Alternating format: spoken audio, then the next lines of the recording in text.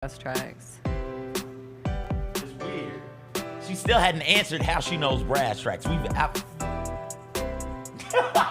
One day they were just there. That's exactly how it was with me. So you know them because it's your people. Well, I also know them because they worked on one of Chance the Rapper's songs. Okay. I remember that's where I first heard them. Yeah, not one of my favorite rappers. Chance had that moment You prefer the No Chance the Rapper. Yeah, Chance had that moment. You don't want no problems with me? Like whatever CD that was it. It was boom. Mm-hmm. Here we go. This guy's fighting the music industry. And then it's just like, okay, this guy's not the best rapper out there necessarily. But I know people, my brother loves them. I know people around that age, late 20s, early 30s. Deep connection to Chance. He hits them in the sternum, all in their heart. It's like, I can do without him. That's fine. What was the song today? Oh, Starships. We're meant to We're fly. meant to fly. Hands up and touch the sky. Who is that? Nikki. Okay. Oh, I apologize. Nikki! I'm sorry. Kyra's is like really amped I'm on up. the flow. I love to dance. Kyra, do your people know what's going on? Do Do your people watch this show is what I mean? They don't? Maybe? Okay, I won't say anything too outrageous then. All right. You're grown? All right, Kyra, sometimes I'll be talking to you and you be like, no, I gotta ask my daddy to come save me. Oh yeah. Kyra, how would you survive a hurricane? My daddy's gonna make him, I'm gonna make him come all the way to Delaware. Yeah, but now I'm making fun of her, and I would do the same. I'd call my dad and I'd be like, Dad, what am I supposed to do? And it would imply, please come save me. You people. One of us had our airplane ticket bumped up to first class. You? Where am I flying to? Ticket bumped up to first. It's 3 people. Kyra had her airplane ticket It's bumped 3 up to people. first class? 3 people on this show. I was like, I don't have a trip. Where am I going? It's gonna be a day. Today, I cannot wait to share with the good people why today is going to be a day. You hadn't shared with me either, so. I know. What's up, everybody? It is Friday, October 11th. It is going to be a good day. Jessica Benson with you from the Grind City Media Studios in Memphis, Tennessee. CJ Hurt behind the glass. Coming up on today's show, the Memphis Grizzlies lost their first home preseason game, their second preseason game of a 5-game preseason slate. Lost to the Hornets, but we'll talk about the good, the bad, the ugly, and everything in between from last night's action. Lang Whitaker is going to join us. He was on the radio broadcast with me and Eric Hasseltine last night, so we'll get his thoughts on the Grizzlies' preseason performances thus far. We are a day late for draft day, but we're doing a draft this week. We would never leave you hanging. Bennett Doyle is going to be a guest, and we are going to draft scary movies in honor of spooky season and Halloween season a-coming. We will draft the scariest movies of all time, and then we will, of course, hit our RAGGOWs, our games of the week in college football and the NFL. Plenty of action there. We'll do a little Music Friday on our way out. We'll get you into the weekend. You know what we say. Are meant to fly, hands up and touch the sky.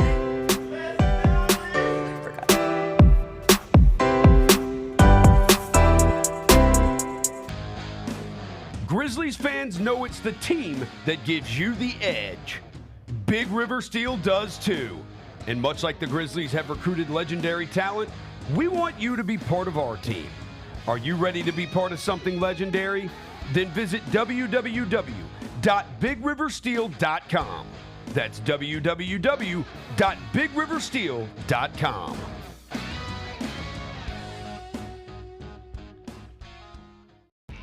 When it's all on the line, you turn to the strong, the stable, the unwavering. To those with a history of raising their performance, to meet the moment. It's true in basketball. It's true in banking. Grizzlies Checking from Pinnacle. Play hard. Bank easy. Open a Grizzlies checking account with at least $100 and a recurring direct deposit by August 31st, and you could receive a $200 direct deposit bonus into your account. Details at grizzliesbanking.com. Member FDIC. Justin Timberlake. I'm bringing sexy back. The Forget Tomorrow World Tour. Live in Memphis. Justin Timberlake. FedEx Forum, Saturday, November 23rd. Get tickets now at LiveNation.com. The brand new single Selfish is available to stream and download now. If I get jealous, I can't help it. For more, hit up JustinTimberlake.com. If you were promised by an assistant coach somewhere $100,000 to transfer to a school, and we got, pretty deep into the season, fourth game's coming up, and you still ain't got your money, you walking away like Matt Sluka is at UNLV? If I'm promised this and the checks aren't coming, right. I'm a businessman first, right? Like, forget this academic stuff. These are not student athletes anymore. Right. These are paid independent contractors to play football. The Gary Parrish Show, live on weekdays at 10 a.m. on YouTube at Grind City Media and the official Grind City Media app. The home dogs are barking. How about the Minnesota Vikings?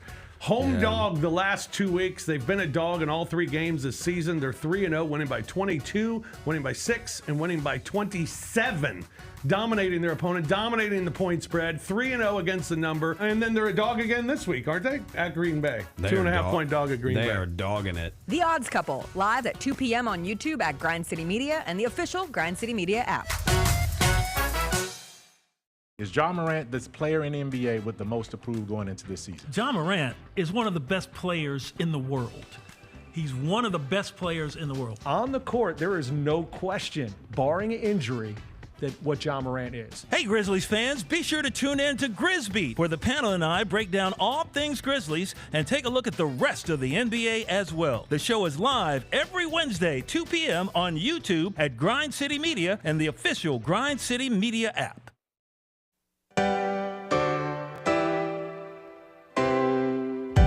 Feels great to feel the sunshine. Gotta own the day like it's all mine. Just got paid in his own time. Been working hard, I've been on the grind. I deserve this feeling, having my way. I've been on this healing.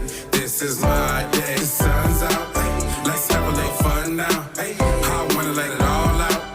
That's what it's all about. Cause I deserve this feeling, having my way. I deserve this healing. This is my day. Grind City Media presents The Jessica Benson Show with CJ Hurt. Live from the Grind City Media studios on YouTube at Grind City Media and the official Grind City Media app. What's up, everybody? Happy Friday to you. CJ, you said we should say starships are meant to fly. We should have said hoop-diddy-hoop-de-hoop-de-hoop. I own that. That's my favorite lyric from Starships by Nicki Minaj. It's a great song. One of Nicki's best, I think. What? Mm-hmm. Okay. Yeah, from the Poppy Pop. All right. It's you just buckle on up because have I had a day? And I want to hear it. I can say I've had a day It's because 8 my o'clock in the day. morning. I think my day technically began at like 1:30 this morning. What were you doing at 1:30? Oh, let me tell you. Well, for one, it was wonderful to be back in FedEx Forum last night, even though massive PTSD.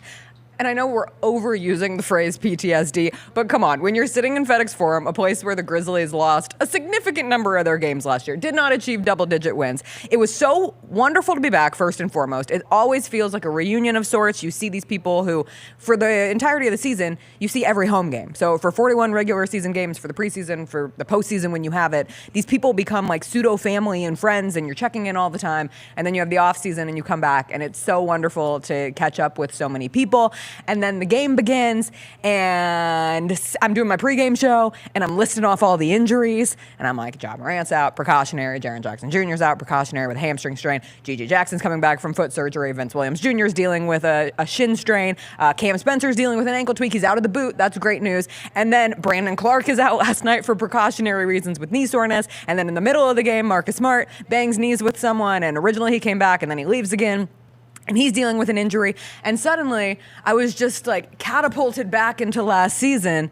And I was like, no! And then they lost by 25 to the Hornets in a preseason game, which does not matter in the grand scheme of things, of course. But it did take me back. What was the food situation? I asked. I don't know the food. I had one Diet Coke. And I got to remember. Because we're Team Coke I got to now. remember how to turn the board on. Your microphone? Yeah. Because I went down there and I saw mozzarella sticks. What? Okay. Where? All right. So it wasn't. You were mozzarella. here? It wasn't mozzarella sticks. Don't worry about where I be at, Jessica. What? Just know I'm a lurker, You baby. are a lurker. I'm a lurker. I don't like that worry you're about it. lurking I saw around. I didn't see actual physical mozzarella sticks, but I saw the tag that said mozzarella sticks and marinara. And so I was like, oh, did I miss something?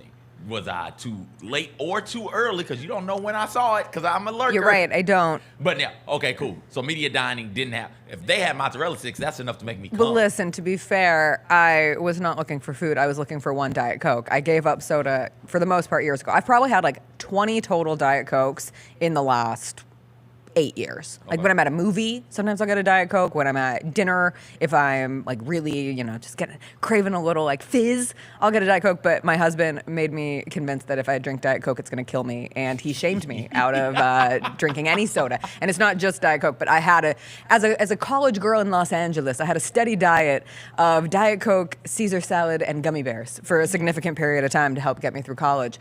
So I had my Diet Coke. Anyway, it was good. It was fine. Perimeter defense for the Grizzlies. Not so good. Brandon Miller looked awesome for the Hornets. A lot of turnovers again. Things are still fast. We'll get all into it, I promise. But so I get home from the game, and I forgot how difficult it is for me to fall asleep after a game because the energy is so high. And yesterday was very much like get back in the routine of things. It's the preseason for all of us.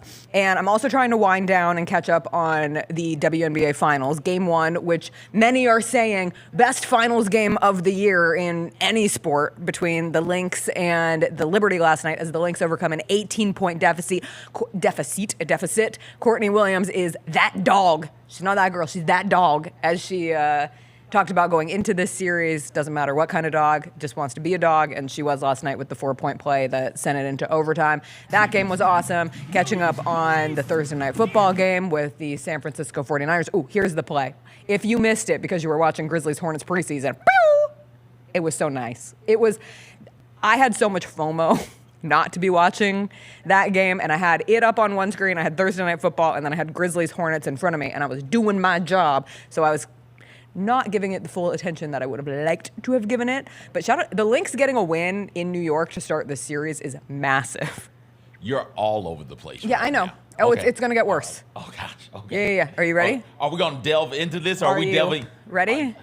I'm never ready for when you do that. Stop it. It'll be a flag. Now, I'm all over the place. I went back and found that Minnesota video, the one where it was like gun gesture. He didn't do anything other than lift his shirt up. There was no... You just wanted to lift your shirt up. There was no... I didn't even lift it all the way up. There was no action? No action. You just was- lifted it? was Oh, so he was just showing us his abs. And my God, what a six-pack that was. They now, we were. are all over the place. Are we going to get into the WNBA action? We're going to get into Yeah, the we'll get Grizzlies. there later. We'll get into Thursday night Of football. course getting into Grizzlies. We'll get into the WNBA action. I've been waiting I'm since... just letting you know how my night... I have to set the scene. The scene Jessica, setting is enough important. of the damn scene setting. It's important. So What I'm what in the bed. hell happened? I'm scrolling. Nafisa Collier, Lynx, Christian McCaffrey giving me 25 fantasy football points, Who?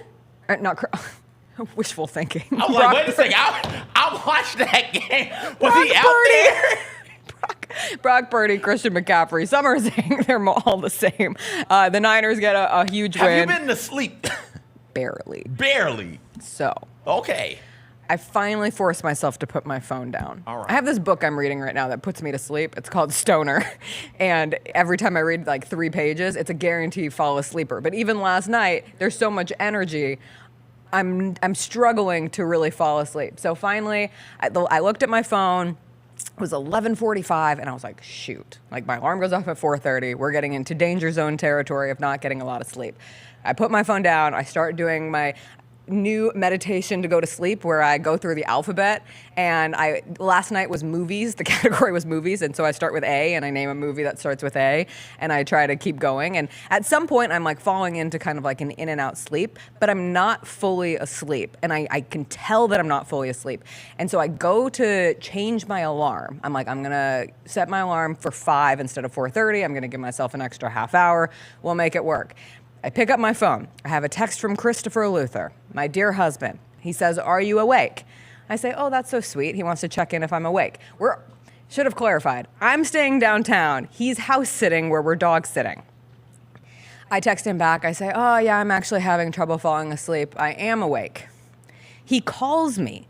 I'm like, oh, he wants to like, say night-night, say I love you, help me fall asleep. And the tone of his voice upon answering the phone, I immediately know that something is wrong. Even though he says, Jess, I don't want you to panic. And I'm like, okay. You can't start a conversation. What time is this?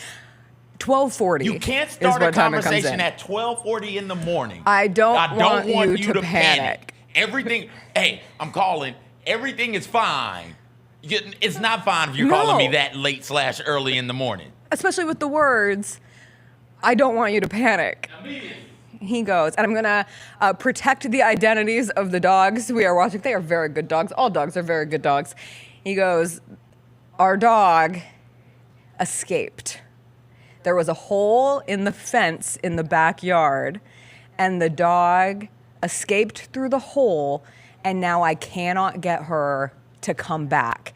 And did you ever see that movie Dinosaurs when you were a kid? Like where the dinosaurs are your friends and then they like turn into like the big scary mean dinosaurs? Like at the very end of it. Right. And then they eventually turn back into the lovely like friends and they're dancing and like doing a little tap number. They get a parade at the end of that They do. movie. They like get a parade. down New York. Yeah. I'll have to give this dog a parade. Well, like dogs are animals and sometimes dogs do funky things, but this dog goes through the hole in the back and Chris is able to identify, there's like an empty lot on the other side that he can't reach through the fence. So he has to get in his car and drive around to find where this lot is. Okay. How does he know the dog has escaped? It's 12:45. He let them go morning. because he let them go outside to go to the bathroom as he's going to bed. He was all jacked up from the Niners when he had recognized, wow, I'm up too late. But since I'm up, I'll let the dogs go out. And they were eager to go out and go to the bathroom. And the other dog came back to the door that they go into to, sleep and whatnot. And the other dog didn't. And so he went out and was trying to locate the other dog, and he stumbles across this hole. And I guess there had been something in front of the hole that the dogs had somehow managed to, so we hadn't noticed it. Like, it's not something you would see. That's why they were excited to get out. They moved it. We think so. They moved it and was like, hey, next was time ready we to come run. out, Was ready to take a we're journey. But this lovely dog who Chris has just fallen in love with, like, maybe I don't like to rank dogs because that's not fair. All dogs are great, as I mentioned. But like a top 3 dog that we watch, just the chillest, sweetest. The dog like failed to recognize Chris's voice. And so just was barking her head off and wouldn't come in. Anytime he got close to her, she would like try to run away. And at one point, Chris tried to recruit a security driver who was driving around the neighborhood to use his headlights. But he gets to the point where he calls me. Did the security driver help? Yeah, and then he left. Got you. With no words. Like, Chris was like, oh, it got a little darker. And then he's like, he left. Yeah. He's gone. Yeah. Where did he go? But he calls me and he goes, I want you to go back to sleep. I just wanted you to know this was happening. And I was like, you want me to go back to sleep? I cannot go back to sleep in a time like this. Like, we love this dog. We're professional dog sitters. This is our side hustle. We have a reputation to uphold. And he's like, I'm going to get her. Don't worry. Like, I'm going to make it work eventually. I will sit out here all night until she comes back to me if I have to. And I was like, I'm coming. I'm coming to save you. And he's like, I don't need you to come save me. I'm coming to be your teammate, Chris. I just watched the Grizzlies as they're trying to, grow their chemistry and figure out ways to win basketball. And we're going to win this game right now. I'm going to come out. So it was about a 20-minute drive out to where he is. I hop in my car. I get there. I swing by the house, pick up a leash, and I pick up a jar of peanut butter because I figure what kind of dog isn't going to want to, come get some peanut butter, and a treat. But the treat was like one of those dog treats that's for their teeth. It's minty. I don't know if you're familiar. Don't spend a lot of time with dogs, but no dogs really like the minty toothbrush treats. But I brought one just in case. And I get to where Chris is. It's pitch black outside. Yes. You're bringing all these food items. Yes. What time is it now? Oh, no, it's like 1:15. 1:15 in the morning. 1:20. Other animals also like peanut butter. I'm not sure if you thought that all the way through. Well, if you want the next step of this journey, I drive up on Chris and his car is on. He's like 50 feet away from his car and his car is just running with his headlights on because he needed the light from his car. And he screams out at me. He's like, Jess, can you turn off my car and we use your lights? I'm scared that my car battery is going to die. And I'm like, okay, well, I'm scared that my car is going to get stolen in the middle of the street. Then along comes a third person. Luckily, the owners of this dog, they have family here in the city. And so they called, Chris at some point called the family and was like, hey, has this ever happened? Is there a trick to getting the dog back? So now they're concerned, and they call a family member, and he comes and joins us. And it's three there's people. There's 3 of us. One in dog. the morning to get this. What type of dog is this? It's like a pit mix. Okay. She's so cute. All right. She's the So sweetest, is it actual sweetest dog? It's not one of these little. No, it's an actual rodents dog. that And run like if she around. bolted, she could run, and it would be really, really hard to find her. So the goal was to make sure that she didn't go anywhere and that she stays in this lot. There is a house to the left, and their lights were on, and I'm certain they weren't thrilled with us screaming at the dog and the dog barking incessantly in this situation. But then it's so dark outside, I didn't realize that there was a ledge into a small ditch where Chris and the dog were. And I just hit it and go flying into the ditch. Chris, I can see the look in his eyes. He thinks that I'm about to crack my head open. He thinks I'm going to tear another Achilles. He thinks I've been having this back problem. He's like, oh, she's never going to shut up about the lower back problem now. I catch myself with my arm. I've only got a small shoulder issue. I'm like Will Levis out here fighting maybe a small AC joint in the shoulder. You want to know what gets the dog? The other guy who came and helped us brought a hot dog, and the dog came for the damn hot dog. And we got the dog, and then the dog was like, and so happy to be back in our possession. And Chris drove with the dog home, and everything was fine, and we are the best dog sitters on the planet Earth. I prefer my dog sitters not to lose my dogs. Okay, well, I prefer there not to be holes in fences. You fell in the hole. For the dog, I fell in a hole. So this morning, I've done this all today. Since the clock struck midnight, and I ended up not staying at my place. They said in the chat that Nick in the chat, Devin in the chat, they called it. They said, somebody's falling in the hole. It's me. I fell in the hole. You fell in the hole? Yeah. So we haven't had an adventure like this dog sitting in a long after time. you get the dog and you go, do you go home then? Yeah, we went home. Okay. Do you go back downtown? Or do you Oh, go no, back I stayed there because it was all the way out there. I like rushed past. Through this, there was still a tag. This is our new Grizzlies wear for the season. I was rolling. When I fell in the hole, I realized, oh, there's still a tag on this sweatshirt as I was getting myself up. That's why my hair is in a bun. That's the sweatshirt you wore when you fell in the hole. Oh, yeah, I've been in this for all day, some might say. So that was my my fun-filled time. If you ever need to get a dog, just get a hot dog. Just get a hot dog to get the dog, and all will be good. But I swear, if we are watching your dog, and your dog, because dogs do weird stuff, we will never let your dog. We will not lose your dog. I guaranteed. Didn't you chase somebody else's Eric dog? Hasseltine's dog through Southwind Golf Course. Oh, I'll say it. That story was insane. He failed to tell me he didn't have a fence because they were doing construction. And next thing I knew, that dog was running down the 9th fairway at TPC Southwind, and I'm running barefoot. On the golf golf course? Yeah. That was years ago. We joked last night. That's the last time we've had an adventure quite like this into the wee hours of the morning. But anyway, here we are, everybody. And Lang Whitaker is going to join us in the next segment. We sat side by side watching, well, we were separated by Eric Hasseltine, but watched the Memphis Grizzlies lose to the Charlotte Hornets by 25 points last night. There was some good, there was some bad, there are some more injury updates because of course there are. We will get all into that with Lang when we come back.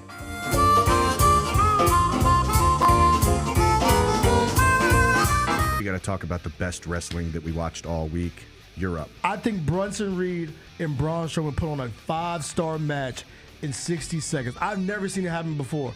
Brunson Reed chunks the fan at Braun. I'm like, where the hell did that dude come from? I got a tweet saying it's a good thing they're not in Memphis, or else that would have been one of the Memphis wrestling guys getting hurled. Exactly.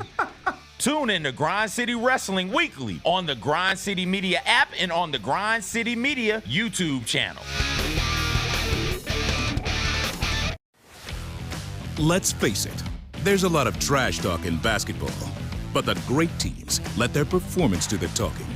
Like Ford F-150 with Pro Power on board, a class-exclusive industry-first feature that turns your truck into a mobile generator and leaves the competition speechless. Ford F-150, official truck of the Grizzlies. Greatness starts here at your Mid-South Ford dealer. Class is full-size pickups under 8,500 pounds, GVWR. Sonic Radio. Welcome back to Sonic RNDIO. That spells radio with me, the CIO. This just in, the new Sonic $1.99 menu lets you build a crave-worthy meal for just $1.99 an item, whether that's a creamy shake, crispy tots, or a quarter-pound double cheeseburger. This just out. Ostriches. They're mean, not very cute, and in my opinion, way too big for a bird. Don't miss the Sonic Fun 99 menu. 5 items, always $1.99. Live free, eat Sonic. Tax not included. See menu for details. Number 9 is going to go into the rafters this year, and so make sure if you don't have tickets already, go grab those. Okay, then. March 15th, you know the night now. Yo, Tony Allen, let's jersey go. retirement night. You got a big time night too. A Saturday night against Miami is this is a great Yeah, one. that's lit. That's lit, man. Big shout out. The Chris Vernon Show, live on weekdays at noon on YouTube at Grind City Media and the official Grind City Media app. If you were promised by an assistant coach somewhere $100,000 to transfer to a school, and we got, pretty deep into the season, 4th game's coming up, and you still ain't got your money, you walking away like Matt Sluka is at UNLV? If I'm promised this and the checks aren't coming, right. I'm a businessman first, right? Like, forget this academic stuff. These are not student athletes anymore. Right. These are paid independent contractors to play football. The Gary Parrish Show, live on weekdays at 10 a.m. on YouTube at Grind City Media and the official Grind City Media app. Is Ja Morant the player in the NBA with the most approved going into this season? Ja Morant is one of the best players in the world. He's one of the best players in the world. On the court, there is no question, barring injury, that what Ja Morant is. Hey, Grizzlies fans, be sure to tune in to Grizzbeat, where the panel and I break down all things Grizzlies and take a look at the rest of the NBA as well. The show is live every Wednesday, 2 p.m. on YouTube at Grind City Media and the official Grind City Media app.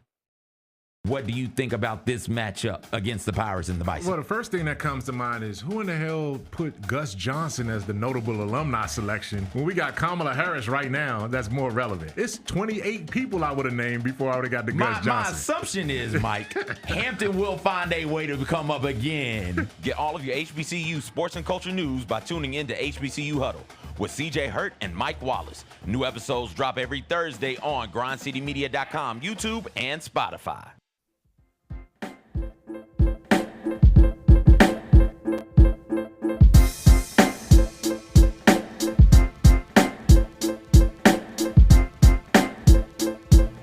All right, welcome back. It's Friday. Yay. Hey. Lang Whitaker joins us Good morning. each and every Friday. Good morning, Lang. How are you? Oh, I am wonderful. How are you? I'm great. That's It's nice fantastic. weather. It's Has your gonna be a dog nice ever weekend. run away? No. I mean, not for any extended time. One dog, we had 2 dogs during the pandemic, and they got out. And for about 3 minutes, we were like, where are the dogs? And then I looked out the window, and our neighbor was walking down the street with both dogs, so they didn't get far. That's good. That's good. I hope for your sake that it never happens because I it's do a very too. scary experience. Yeah, for sure. But I used to house sit for these people who had 2 golden retrievers, and they had a big yard. yeah. And they had one of those electric collar things on the dogs, like so if basically there's a line buried in the yard, and if the dog runs and hits the line, it Right. shocks them. And the dogs were so intent on getting out that they learned that if they ran really fast, they would hit the electric fence line, and it would just be a real quick shock instead then of they a get long one, through. and they would get through. So they eventually had to crank up the amount of electricity all the way. Yeah, That it worked. Well, at least it worked somewhat in that case. We got to watch the Grizzlies last night awesome. together back at FedEx Forum. Did it give you shades of last? I know the preseason doesn't.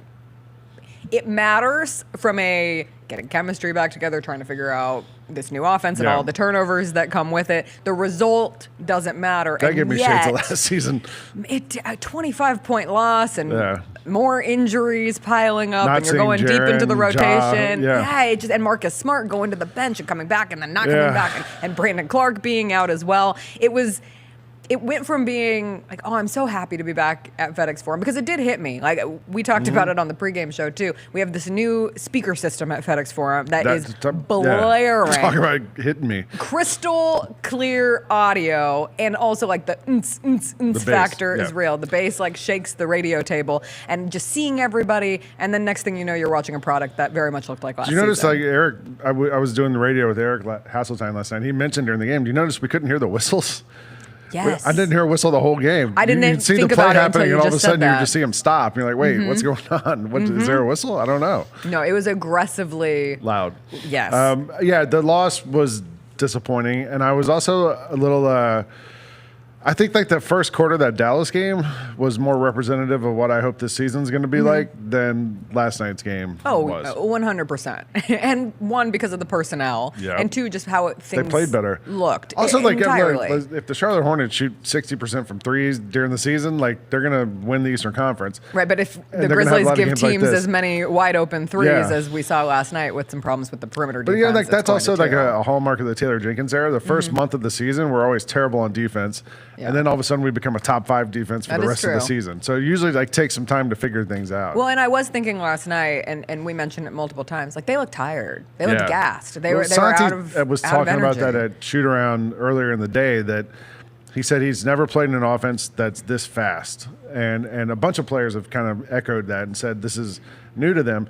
And I think all of them, not only is the offense fast, but like they've got to get in shape to be able to play at that speed. Right. And they're probably not quite there yet. So it's a process. Like you saw last night, they Taylor were all Jenkins, grabbing shorts. He was also doing like shift changes basically. He was subbing in 3-4 guys at a time because they'd run up and down the court 20 times and you'd see him like it's like, me walking up a flight of stairs. Like, so they were like, I think it's going to take a little time for them to get into that shape. Yeah, it's one of those things where I'm both leaving last night thinking, God, I just wish the preseason was over. Because one thing with the bulk of these injuries right now, like Marcus Smart last night after the game said, I would have kept playing if it wasn't the preseason. Ja Morant with this mild ankle sprain would maybe be coming back sooner if it was the regular season and not the preseason. Jaren Jackson Jr. with the hamstring. So all of this is precautionary. Brandon Clark sits out last night with knee soreness. If this is a game that counts, is he playing? I mean, you never know 100%, but we're hearing a lot of, we're being extra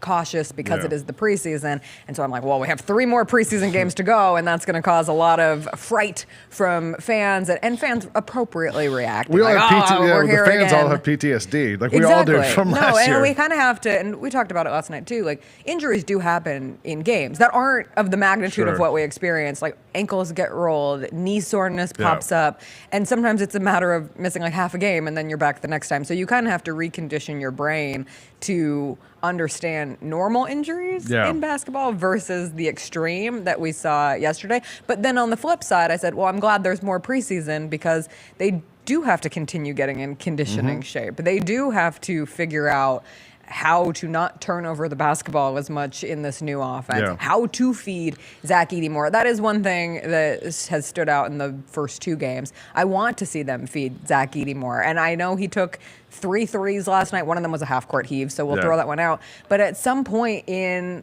last night's game, he has Taj Gibson on. 39-year-old Taj Gibson is on Grant 7'4" Williams guarding him for a while, and he's 6'6". taking a 3. Yeah, and I'm like, come on. Well, there was like I think he got the ball in the post 3 different times. I think maybe more. I mean, he had a couple little hook shots, like jump hooks inside. I think that's part of this thing too. There's a couple of things I think. First, they've got to figure out. Yes, we're trying to move the ball, cut, pass, all that stuff. But every once in a while, throw it to that big dude right under the basket when he has a little dude on him, and let's have some barbecue chicken in FedEx Forum. We didn't see that, but there's a new food stand, Zach Edey's Barbecue Chicken. And we should be able to go to that when we need a bucket. Right. I noticed like when they're passing, cutting, moving, all this stuff, when the shot clock gets down to like 5, what do you do? I noticed it a couple times last night. It goes panic That might be mode. when we throw it to Zach Edey. Let's have some barbecue chicken. And the other thing is, there was a couple times last night where, not involving Zach Edey, but where guys get the ball, there's an opening, and 2 guys cut to the spot, or nobody cuts to the spot, and the ball goes there and nobody's there. Yeah. So I think there's still a lot of that is figuring out, all right, there's this open spot here. Who cuts to it? Who has the right? Okay, maybe it's this guy who normally makes a cut. I'll swing around and fill the space or whatever. I think there's a lot of that, kind of learning how to play with each other within this offense. And there were a few moments, like Marcus Smart had a really nice pass to Zach Edey in transition. And when it clicks like that, you see the vision. And in times like that, too, like Zach Edey's running the floor really well. I did like late in the game, and we noticed it when Zach Edey left. I think it was for the last time he checked out. He sat at the scorer's table with Taylor Jenkins for a significant period of time, just watching the action with Coach Jenkins. And one funny thing is when Zach Edey is sitting down, he is still the same height as Taylor Jenkins. But just trying to understand, that's the thing. Like when you are in your first NBA action, you're waiting for the game to slow down. I mean, midway through the season, one of us will inevitably say, the game is really starting to slow down for Zach he's Edey. also not playing with Jaren and Ja. And so there's so many huge different change. things factoring in. Yeah. I know. And that is why, even though it is just the preseason, I would like to see Jaren and Ja by game 5. We play the Heat at home next Friday to wrap up the preseason. And it would be nice to see a true full dress rehearsal of what this is going to be. Granted, it is also an 82-game season, so there's plenty of time to Let's get don't make up it for 83 games. Who stood out for you last night from the most positive sense? I thought Santi had another good game. Like it feels like he really fits into this style of offense and the way the ball moves and stuff. I thought Brandon Clark in that first game was so good, and I was kind of upset not upset, but I was disappointed we didn't get to see him last night because with 4 guys around the perimeter, like just putting Brandon in the middle and saying like, all right, we're going to dump it to you for those floaters. Like that's his game, you know, like, and he was awesome in that first game. I thought Santi looked good in the offense. I like Luke Kennard too in the offense. Like, and Jalen Wells has been great every game. Like he looks like he belongs out there. Defensively, there's some issues there. Like, but he made a couple of the right like rotations and stuff on defense. I noticed like where he like thought ahead and ran over to the corner and picked up somebody that was open. Like he's getting fouls and dumb plays like that because he's a rookie, but he's looked really good. Yeah, I thought the best sequence of Jalen Wells for the night was when he had that like 3-step drive to the basket where he just covered a nice amount of space, gets to the basket, lays it in, picks up his man full court, is with him until they reach half court, forces the turnover, and then that led to I think it was a Luke Kennard 3 on the other side. But just the defensive intensity along with being able to not just, create for himself, to make good drives to the basket, but also he's been pretty good from 3. Not as good last night from 3 as he was in the first game. Yeah. When you're looking for who is that big wing, he has the body type, the prototype for what that can be. And another player like Jake LaRavia, I would have loved to see a little bit more from Jake last night, because the thing is in the NBA, every night you're going to face great perimeter shooting, especially in the Western Conference. And so when you're without Vince Williams Jr., when you're without that guy on your team who has taken over the role of give me the best player on the other team, which Vince kind of shifted into last year. You also don't have Gigi Jackson. You need someone to step up, and it seems like a tall task for a second-round pick rookie. But he's shown enough flashes where I'm intrigued by it. You saw it last night when Brandon Miller got going for the Hornets. Like the wing guy for the other team gets going, like who guards him? And nobody could guard Brandon Miller last night. Marcus Smart tried at the end until he would, like at the second half, he came out and he was like, I got him. And he guarded him for like 2 or 3 possessions in a row right before he went out of the game. But there's going to be, until you get a Vince Williams back or you have Jaren out there or whoever, like there's going to be this kind of question, like who's going to guard these wing scorers for other teams? And it's either going to be LaRavia or it's going to be Jalen Wells right now or until Gigi's back. So somebody's got to step up and take that challenge. Were you surprised that they didn't start Scottie Pippen Jr. at point guard a little last bit. night? I mean, not. I guess in some ways, yeah. I mean, he's played great, but also like his role this season is going to be coming off the bench. So maybe they're trying to get him used to that rhythm. If you are truly going to be the backup point guard, getting as many reps in the backup point guard role, and against other backup point guards. Exactly. He is still on his 2-way contract. The Grizzlies do still have this roster opening. I will say I was really impressed with Jay Huff last night. He was great. Who the Grizzlies moved on from Trey Jemison in the offseason and signed Jay Huff to a 2-way contract.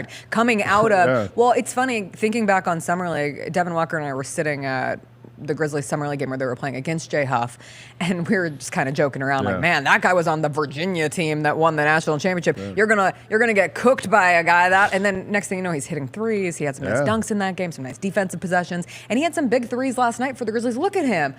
I mean, he gives you another stretch 5 option. I walked away last night thinking, Jay Huff's a hooper, and I like that they have him on this 2-way right now because the front court depth is a little iffy. I've also been told he's sort of the unofficial translator for Yuki. Oh, no way. Yeah, he doesn't speak Japanese, but just has kind of helped Yuki with the transition. And when Yuki's like trying to figure something out, whatever, like Jay Huff has sort of been the guy who's like helping him out. That's so funny. Everyone who asked me when I was doing my Grizz Files before the season, like, what's the most interesting thing that you learned? It was that Jay Huff is learning biblical Greek so that he can read the Bible in its original language. It was like the most non-normal answer that I've ever received to that question. Yeah. And I just find him fast. He's a huge sneakerhead. Someone told me he was the funniest guy here. He is. Yeah. He was clowning guys all media day. He was throwing bottle caps at people. And it's just funny when you see someone who's new to the team. Like, this is a group that, Well, he was here before. He was on the Hustle previously. So, So anyway, I really liked his game last night. And I think for a team that it becomes a little more glaring when you don't have Jaren Jackson Jr. You're like, what does that front court depth rotation look like? And then when you don't have Brandon Clark, it really stands out. So we will see how it continues. The Grizzlies fly to Chicago today. LeBron James complained this week about the Lakers flying to Milwaukee for a preseason game. And I saw a lot of people dunking on him like, well, you get paid $50 million to go do your job. I had to fly to a conference in Timbuktu for a day for my work, and you get paid to do this. But I understand what he's saying because it is the preseason. I wish the preseason was regional. Like, do a home and home with one other regional team. Apparently, I saw somebody breaking down why this is happening. Okay. Like, really, a former, I think it might have been Bobby Marks, somebody who like works in the front office, was saying the league doesn't schedule preseason. Teams do it. So the teams like usually just do a home and home with another team. So like the Bucs played at LA, I think last year. So they were like, if you look at it, it looks like it was a home and home they did with the Bucs. So like, the Grizzlies could do a preseason. We usually play the Hawks in the preseason. Like it's usually like local, Pelicans. Yeah. I mean, Hornets would make sense as of last night. But now to fly to Chicago and then to go to Chicago. I mean, I guess Indiana, that makes sense to do Chicago, Indiana together. Before you come home. Yeah. So at least there's some thinking with the scheduling. But I was like, I'm not going to dunk on LeBron James in this case because I kind of understand what he's saying. We all get through the preseason, and it is important. I mean, even look with the NFL this year and all the conversation of like how it took a little bit of time for offenses to get going, and some of it is attributed to, well, they didn't play preseason games, so there has to be a warm-up. Now, granted, their schedule is significantly shorter than the NBA schedule. Is there a game that you're most looking forward to watching this weekend? NBA game? No. Yeah, an NBA preseason. Please tell me your most exciting NBA preseason game. No, I have no NBA. I mean, Grizzlies, Bulls. I'm not gonna. I don't know. I'm not really interested in the NBA preseason this weekend. I am interested in the NBA Hall of Fame this weekend. My old job, Slam Magazine's going into the Hall of Fame this weekend. That's cool. I'm gonna watch. Georgia plays Mississippi State. That's why I was. The battle. CJ was talking about dogfights earlier. That's a good one right there. The two Bulldogs against each other. Are we calling that a dogfight? Just give no context. Well, you were. CJ's talking about fighting dogs. They already hate black people, apparently, Lang. I didn't know that. And now you got me out here in the face of dog fighting. Okay, great. Thank you. You were talking about it when I came in. I guess maybe the LSU game. I'm a little curious if Lane Kiffin can pull off like nighttime at Death Valley is interesting. The stats for LSU nighttime at Death Valley are crazy since 2000. They've only lost like 15 primetime games. I also, the game from a betting standpoint I'm sort of interested in, and this is a ridiculous game, is the Army UAB game. Because the line is like 25. Thank you for supporting the AAC. Yeah, well, instead of saying thank you for supporting our troops, I'm going to say thank you for supporting the American Athletic Conference. Well, I mean, there's also a chance at the end of this year that Army Navy could be like a huge game. I'm rooting for it. At which point I was like, we should just put them both in. This is America. Let's get them both in the tournament. But anyway, that game, I think the line's up to like 26 now. Like UAB's just been a disaster the last few weeks. Trent Dilfer is the coach there, and he had to come out and apologize to the people of Birmingham this week. It was so bad. I think Tulane scored 70 on them last week. So Army's been killing everybody. They offensively they can't stop Horvath, their quarterback. So I actually was like, I might take Army even despite that giant spread that you have to put up with a 26, whatever it is. So like I think Tulane won 71-20. Yeah, I mean, and look at the week before they beat. It was like similar. It was like 45-10 or something. 41-18 lost to Navy. 37-27 lost to Arkansas. 32-6 lost to UL Monroe, and then they beat Alcorn State. Yeah, they won their opener, and they've lost every game since then. So I think that game's kind of fun to watch. And I mean, Army's fun to watch. That quarterback's amazing. Horvath, like they're a good team to watch. Yeah. While we were watching Grizzlies-Hornets last night, I mentioned WNBA Finals were going on. Yeah. Thursday Night Football was going on. There was also a football game last night that featured the greatest helmets in the history of the sport of college football. Shout out Western Kentucky The Hilltoppers? The Hilltoppers with these helmets. Perfection. Can you imagine playing a game and they beat UTEP last night 44-17 in these most beautiful uniforms? I'm obsessed with these. I need more eyeballs on helmets or more just random things on the side of helmets that would It looks a little like the mess up the other Grimace, team. like a red Grimace. Oh my God, we have multicolored grimaces. I mean, I'm thinking about that because the Mets right now are using the Grimace. The Mets Grimace is like the mascot for the New York Mets, so like maybe that's it's purple there's a tober. connection. It also looks a little bit like the black part of the helmet, like around the eyes, makes it look like a Dorito a little bit. It does kind of look like a Dorito. I see where you're going with it. Yeah. I'm a big fan of using the eyeball emoji. So this that's is the the other eyeball thing, yeah. emoji hat. But I just, I really appreciated seeing these. I like those. West Virginia has cool uniforms this weekend. What You are see it? theirs? It's the black coal uniform or something like that. It's all black, head to toe. Well, these were because the, they have a night game against Pitt, I think, this weekend. There's a lot of really good environment. I said this on the Vernon show yesterday. Like it's a big Morgantown. environment. Yeah, good old Autzen. Hey, before I let you go, one person we didn't mention from the Grizzlies, Yuki Kawamura had a tough game. I was disappointed. I was We didn't excited mention to him. watch. Not from last night. yeah, I yeah. mean, because he didn't do Yeah. anything. I mean, that Hornets team is like all guys who are like 6'6", so it's tough when you're for Yuki to come out there and like find a mismatch or a matchup. If the Hornets have LaMelo didn't play last night. Yeah. If the Hornets have LaMelo Ball and Brandon Miller plays like that, do you think they're better than people They still expect didn't them to be? I mean, Mark Williams is still hurt or Right. out. Like they still. But Nick Richards is okay. He's okay. Yeah, I don't know. I think they're still like a player or two away. But Charles Lee's a good coach. Like he's been an assistant for a with the long Celtics. time. Yeah, and before that he was with Taylor. He was with Mike Budenholzer in Atlanta and then in Milwaukee. So he's been around for a long time. This is his first shot at being a coach. Like, at least he's going to give them some structure and something. And I think I watched the video of they had a mic on Charles Lee at training camp. And I watched the video of it and it was great. Like he was going around encouraging guys, get everybody buying in and everything. I think maybe they finally can turn the corner on what's been a pretty rough last decade and a half for them. 8 years without the postseason, and LaMelo hasn't had a fully healthy year and had an ankle injury last year. We didn't see him last night, but anyway, I was watching that team, and He's averaging a triple-double in the preseason, though. Like, he's been amazing Congrats. in these 2 games. He played 2 games, and he's been we're incredible. talking about triple-double averages in the preseason. Yeah. Psh, We're Lang. back. We are back. So very back. Have a great weekend. Thank you. We I will see Bennett's over there you looking up horror movies. Next week. We are drafting horror movies in Yeah. the next segment. I'm Scary not- movies. I don't like scary movies. You don't like scary movies? No. What's the last scary movie you saw? Can you tell? Silence of the Lambs? I don't know. A long time ago. Actually, I watched on AMC recently the Cape Fear, the that's a good last movie. one. It's a great one. But life is scary enough. Why do we need scary movies? Wow.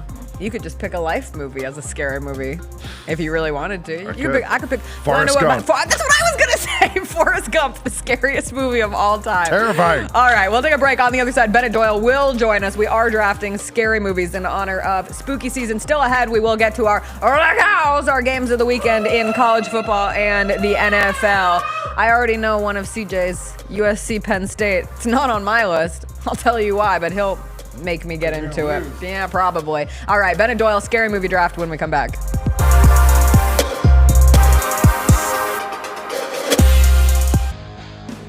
Grizzlies fans know it's the team that gives you the edge. Big River Steel does too. And much like the Grizzlies have recruited legendary talent, we want you to be part of our team. Are you ready to be part of something legendary? Then visit www.bigriversteel.com. That's www.bigriversteel.com.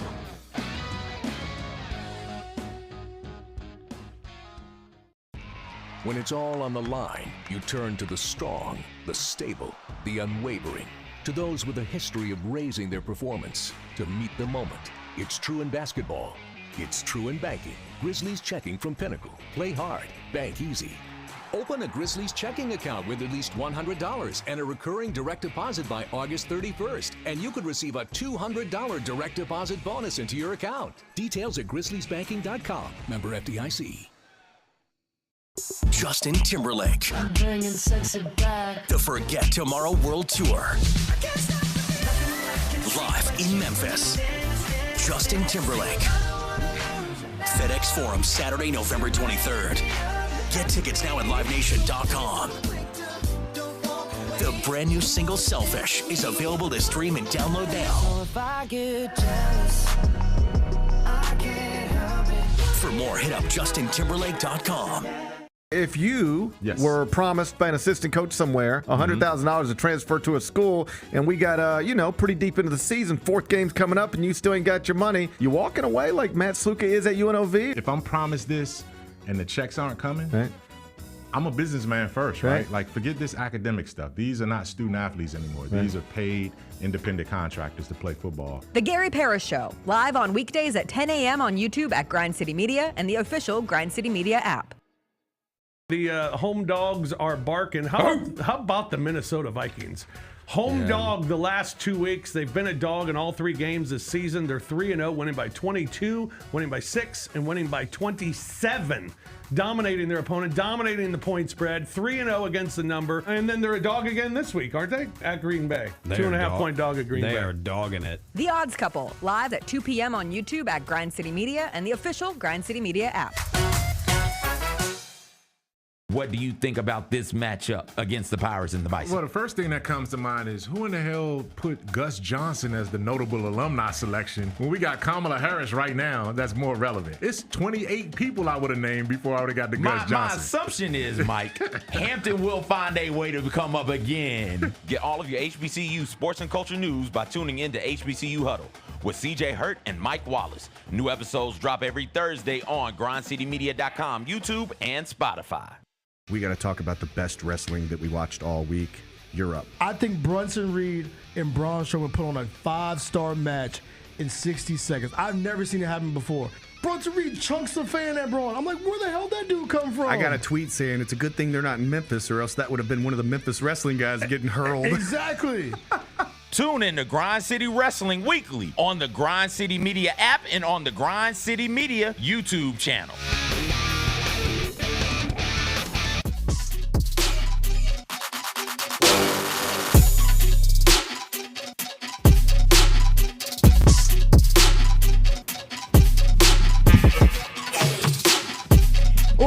Welcome back. Special treat on this Friday because Bennett Doyle is here. It is a draft day. We're drafting scary movies, and you can't talk scary movies without Bennett Doyle. What's up, friends? What's up? We made it through our scary movie. We get our microphone adjusted here. Thank you. Hey, do you work in podcasting? I try. Yeah, I dabble. I dabble in podcasting. I feel like this I don't know. Oh, this is like sweet revenge from all the times you tell me while I'm on Gary's show that I'm not using the mic correctly. So we'll wait for you. Don't worry. No rush. No rush. CJ's going to come out and help you. I know it can be a little difficult at times. I like mine like, yeah. No. I don't like mine like here. Well, I'm trying to tighten it up. No, I don't like mine like here. I know you don't. I'm trying to tighten it. Oh, this is so sweet. Why are you twisting it in circles? Why are you twisting it like that? I was just asking. You know what, Evan? Y'all got it. I'm just the one producing it. You're struggling with the mic. Y'all do the show. I was just asking what you were doing. I was asking you. I did. I fell in a hole. My shoulder. I for real have sprained. anxiety over how CJ and Roser use their microphones. I do.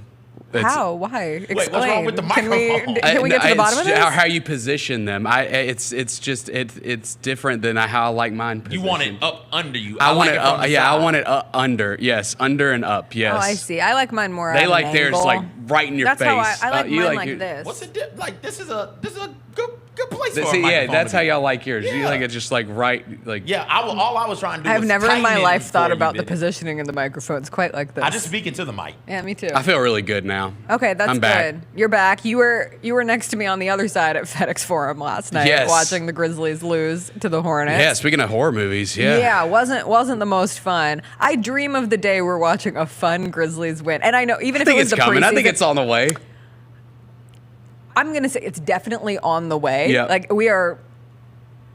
I hate that I feel like I have to knock on wood. It feels like the You do have easiest to thing knock in the on world, wood. though, to Yes. say we are guaranteed to have a fun game in FedEx Forum sometime soon. Yes. Hopefully a meaningful game that's not just a preseason game, but an experience where it feels as if like we are all back together watching the product of Grizzlies basketball that we know this team can be, Yeah. if only everyone stays healthy enough to do it. Are you watching a horror movie a week leading up to Halloween? I've been a horror movie watching a day? horror movie a day. A day. That's psychotic behavior. Yeah, leading up to Halloween.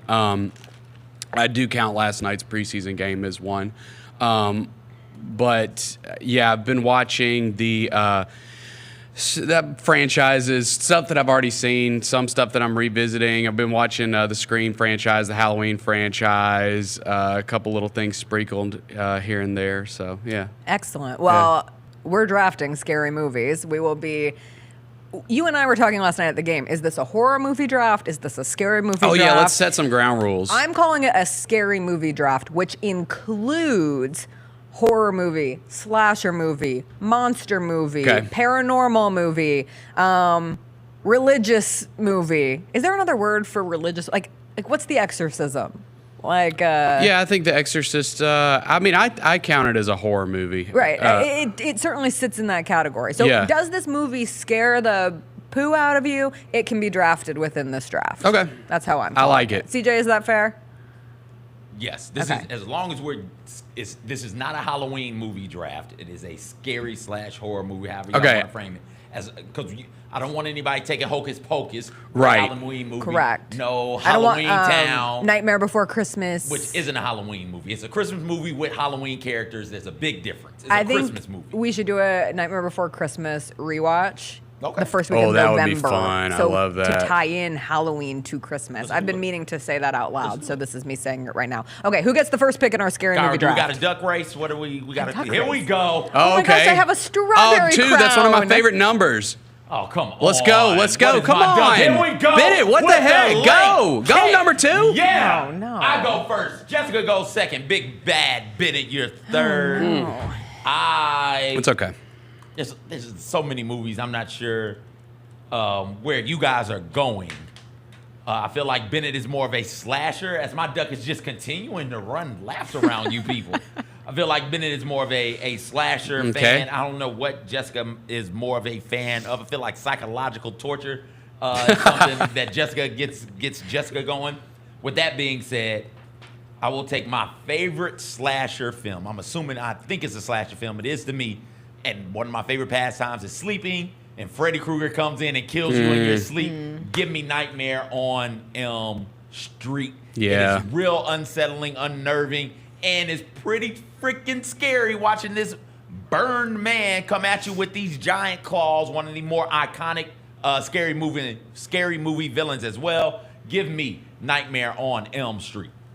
I thought you were going to take a different one, and you scared me. I thought we were going to be on the same. is a Very scary rarely movie. are we a Scary same movie draft, 101. Jessica. I do want to scare you. Ooh, spooky. I will take what I consider to be the best slasher of all time. Give me Halloween. Give me when I first decided that Jamie Lee Curtis was going to be one of my favorite actresses for all time. For the record. The original Halloween, 1978, 1979. Was this Yep, 78. Late 70s. 78? 78, Okay. yep. So I could take a remake to Halloween. Sure. All right, cool. But I think it is one of the most suspenseful horror movies. It is full of jump scares. I like that. And it has iconic theme music. That is a major thing for me with a scary movie. Does it have a theme song that haunts my dreams? Like, I'll just be walking home and I'll hear like, oh no, that's the other one. No, the music makes it. Yeah.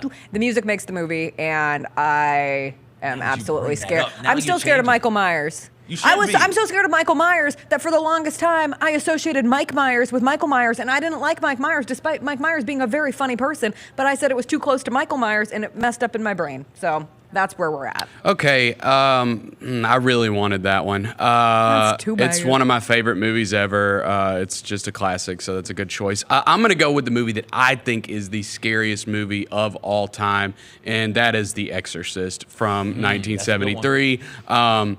Just when you like mix religious stuff and horror and children, that like really freaks me out. And like this, I mean, it even starts like the scene when she's just in the hospital and starts seeing like the images and that the face starts flashing on the camera. And obviously the iconic scene when she's crawling down the stairs backwards like that, I turned that off. I can remember watching that on cable when I was a kid for the first time and having to turn it off and go back to it later because it scared me that bad. So I'm going with The Exorcist. Something about kids. Yeah, man. Kids will freaks you out.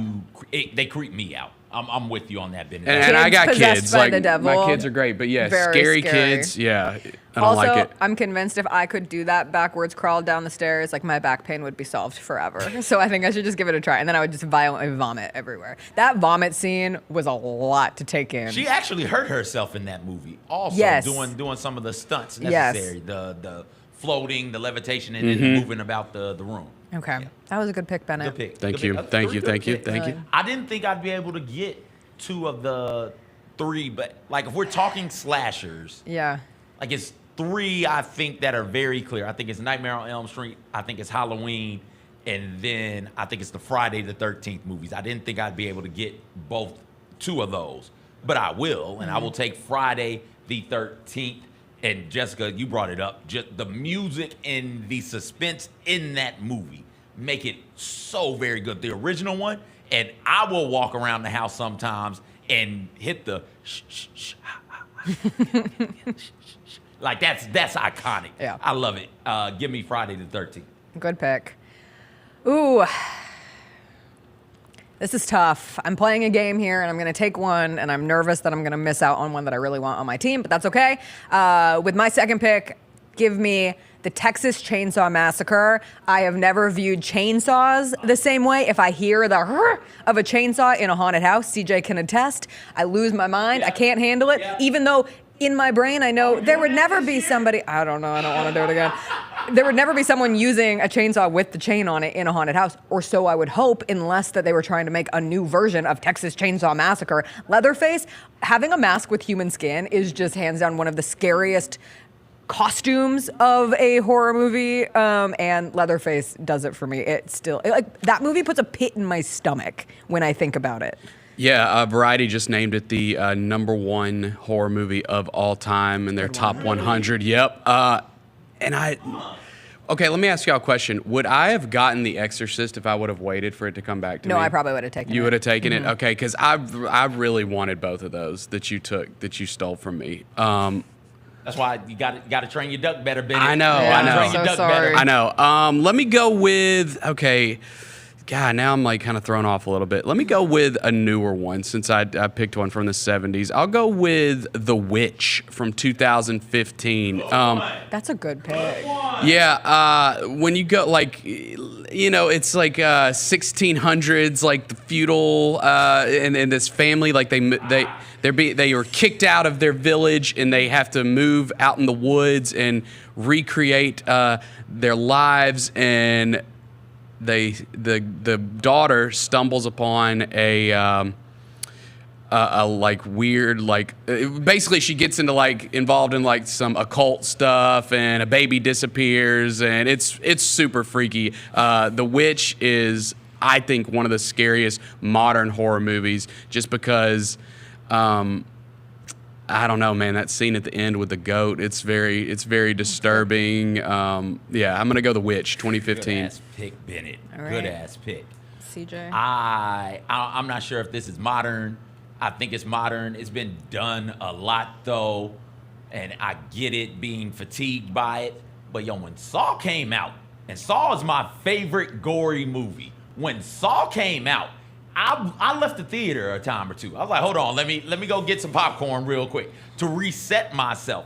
That movie is so unnerving. There's suspense in it, and there's legit terror, and you've got gore. And then at the end of it, the twist is incredible at the end of Saw. You spend your whole time trying to figure out how to get these people out of the situation they're in, only to find out, oh, the answer's been there damn near the entire time. Give me Saw, my favorite gore movie, and honestly, my second favorite twist in a scary movie all time.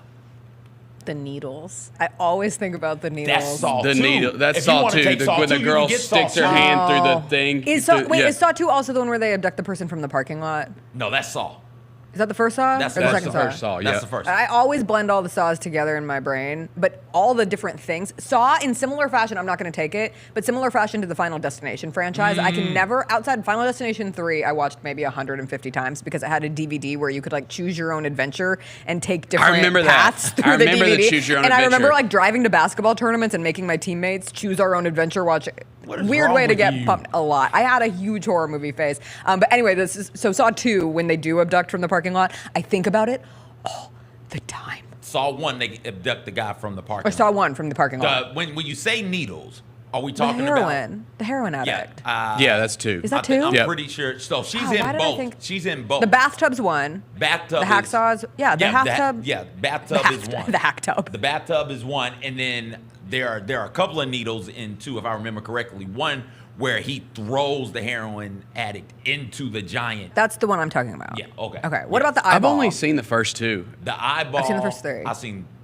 3, and I saw Spiral. How many are there? Like 10? I think there's so. 10. 9. The eyeball one, I think that's 1 also. Is that how 1 starts? No, the 1 starts with the bathtub. Okay. You see it opens with the guy in the bathtub. Got you. I think. So I think the eye one is 1. That's a good one. Okay, I'm so excited that I get this with my 3rd pick. I think the scariest thing about a scary movie is what you don't see and the fear of what lies.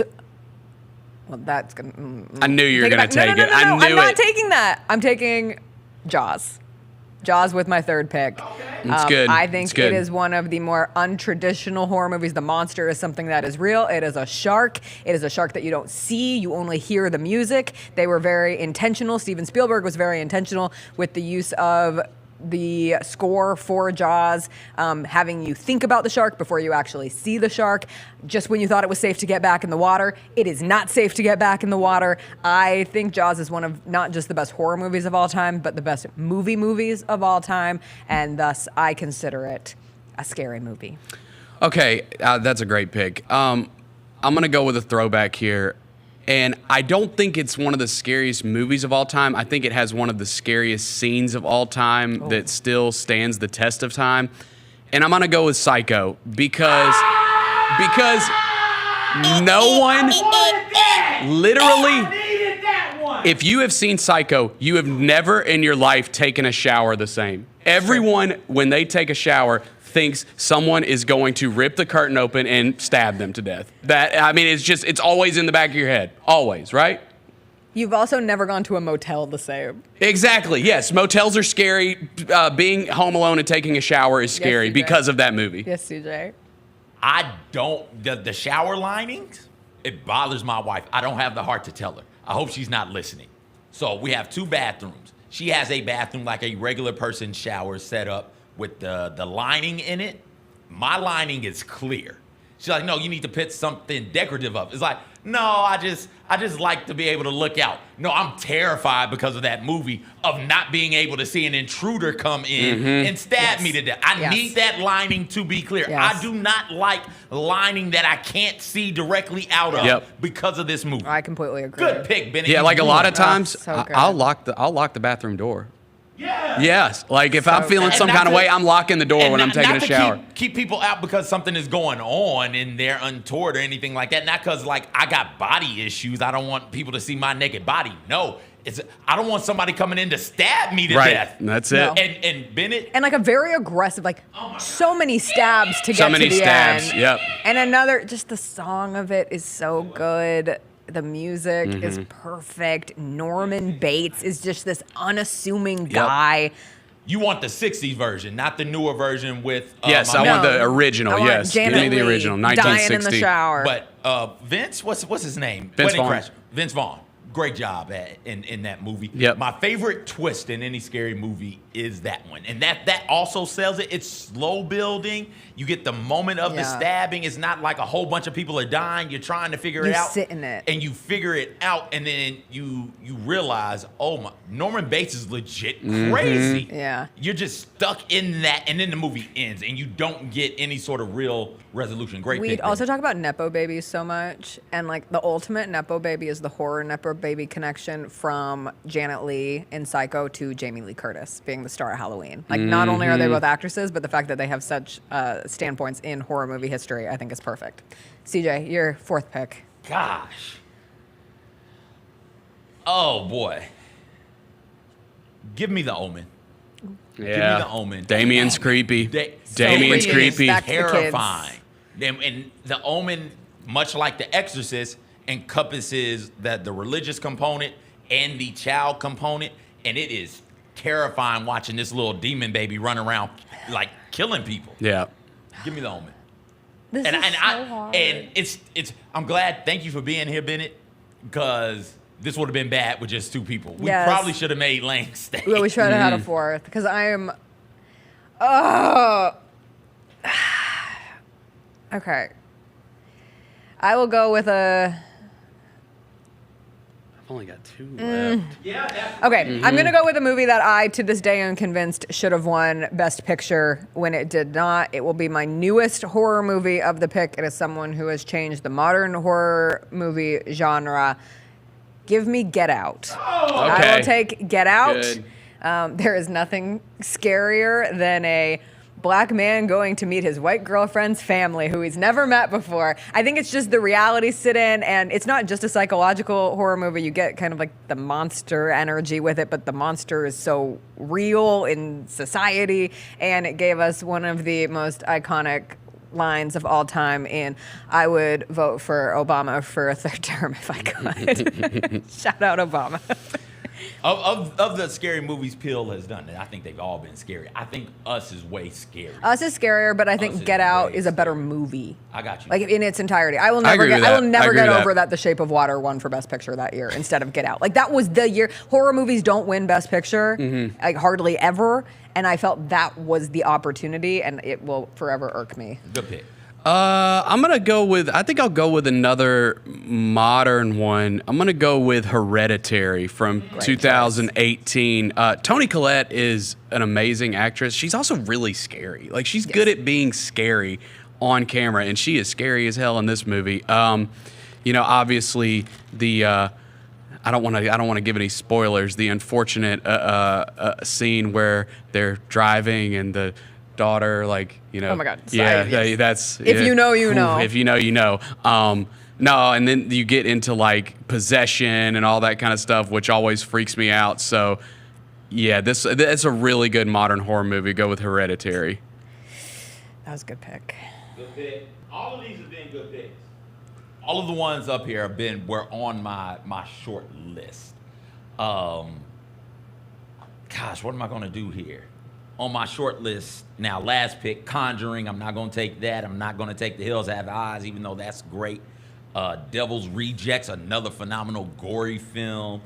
Amityville Horror, The Shining. There's a lot of good ones. Scarier than there are scarier things. Very few things are scarier than a father who's just like, yep, F it, I got to kill everybody in the house, right? Because what are you supposed to do?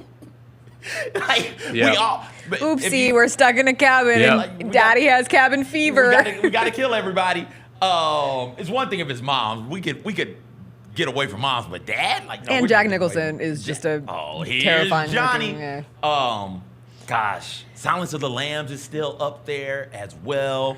Now, what's my man's name who's dancing around and puts the lotion on his skin, or else it gets the hose again? Is that Billy? Cowboy Bill? It's Cowboy Bob. No, it's God, why can't I think of Buffalo Bill? Buffalo Bill, yeah. not Cowboy. There we go, Buffalo Bill. Like that's terrifying, and then you've got Hannibal Lecter in there being real creepy, eating brains with fava beans. But I am going to go. I'm gonna go. Gosh, gotta do it. I'm going Tales from the Hood. Going Tales from the Hood. It is not scary at all. It is not scary at all. I'm sorry. The number of times I've thought about those little dolls since we watched that damn movie. Okay, actually, that one was scary. And I constantly say, "You got the sheet." The twist at the end of that one is incredible. As well. That movie has sat with me in a way that I didn't anticipate. And you're a grown up. Now imagine watching it at like 9. That movie is horrifying for me. Candyman was another one I really thought about taking. Candyman's good. Oh my God. I am so torn with what to do with this last pick. I saw Luke in the chat said Insidious and Midsommar not being drafted is driving him crazy. Insidious is on my list. Midsommar is on my list. The last scene of Midsommar is so good, and I love Florence I think of Pugh. that more. I know it's a horror movie. I think of it more as it's just a good movie. It's like so funny. doesn't scare you want to know me how I that much. categorize it? Yeah. It's an A24 movie. It's an A24 which movie. Is That's not right. Not a theme of movies at all, but that's how I like think of it in my head. Like I love it. It's one of my favorites, but it doesn't scare me necessarily. I am not taking this, but it really is one of my favorite scary horror movies of all time. The great musical Little Shop of Horrors, a man-eating plant. What's scarier than that? Yeah. And people singing about it, and a like psychotic dentist pops up. There's something really scary about dentists. I think, at the risk of losing the draft. Oh, I'm gonna lose the draft. At the risk of losing the draft, but staying true to myself, I am going to take.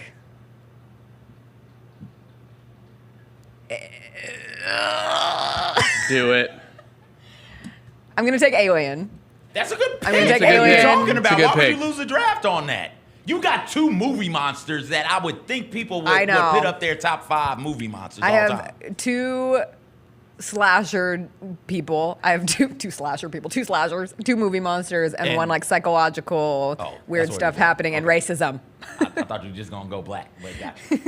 But I love Alien. And for Alien mostly, like for a young woman watching horror movies, so often you have like final girl syndrome, or the girls are always, running up the stairs instead of out the door and finding ways to die. A lot of my picks, Halloween being one of them with Jamie Lee Curtis surviving, and then with Alien, Signora Weaver as Ripley being like the female protagonist who is successful and who is awesome and strong and powerful. But that Alien, there used to be a ride at Disney World at MGM Studios called the Great Movie Ride. Mm-hmm. And for years, I refused to go on the Great Movie Ride because they had the scene from Alien where it like pops out of the Shame on them ceiling. for getting rid of and it. And I was so terrified. And it is things like that that attach themselves to monsters in movies like this that makes a great horror movie that has lasting power. Which Alien would you say is better?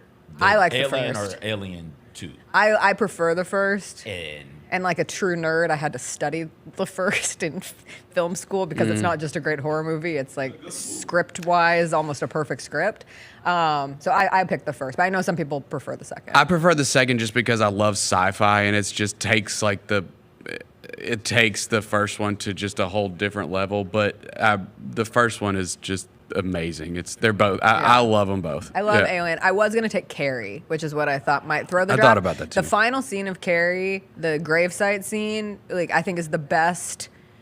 So often you don't get one last jump scare, and that gives you one last jump scare. And we wait way too long for the scare in Carrie. That's why it wasn't on mine. It was like Carrie is just a regular movie, and then the last 10, 15 minutes, all hell breaks loose. Okay, are we gonna talk through some honorable mentions? Sure. Should I do that now, or should I just go ahead Do and your give my pick? and then we'll give any honorable mentions. Okay, because there's some that I feel bad about leaving off that I want to talk about, but I'm gonna go with.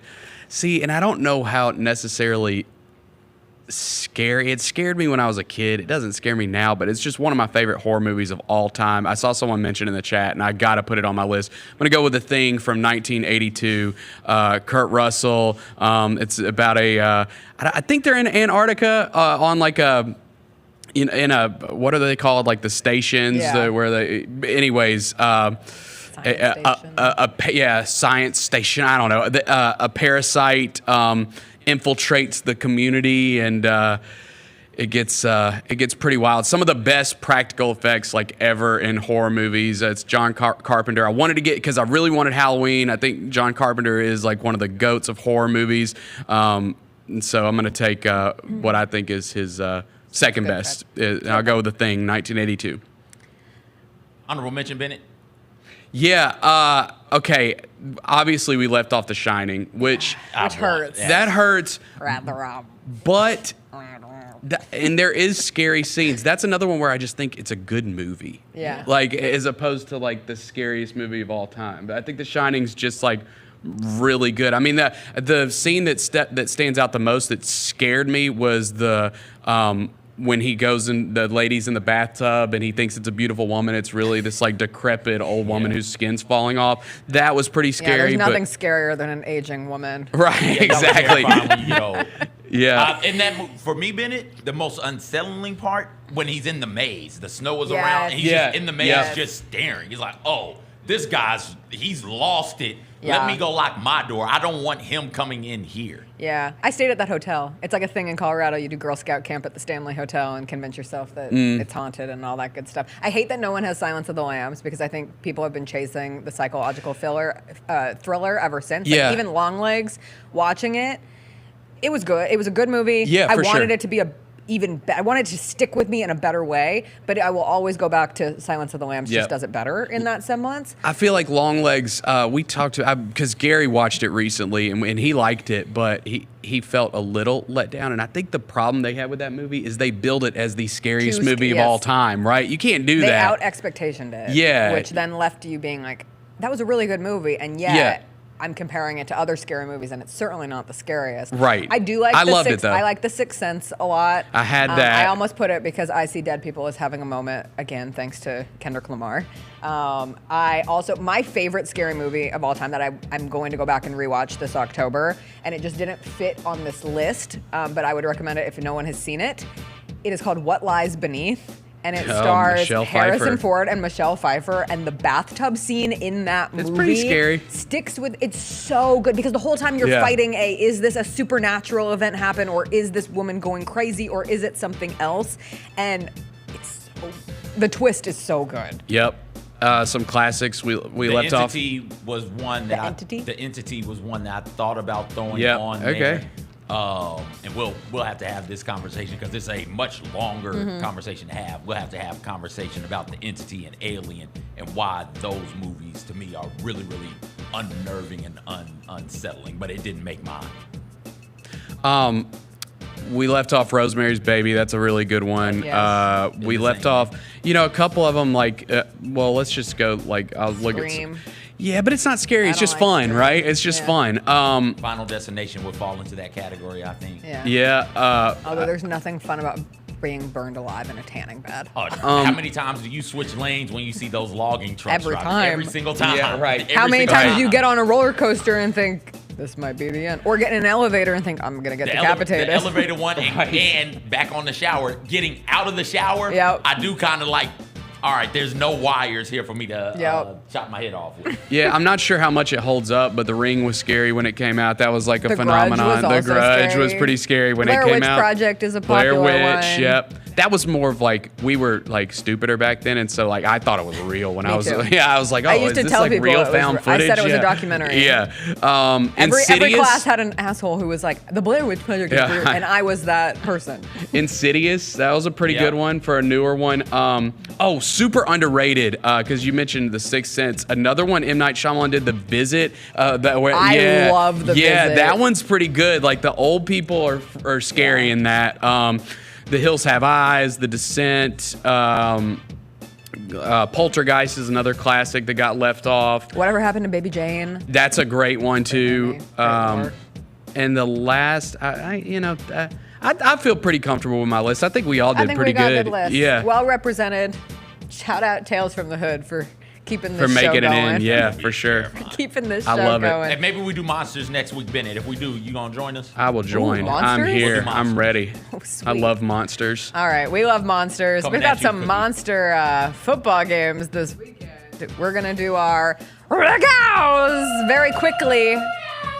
We're taking a lot of time. That's okay. We'll do our RAGGOWs, games of the weekend we're looking forward to in college football and the NFL. A quick hit of Music Friday, and then we'll be into our weekend when we come back.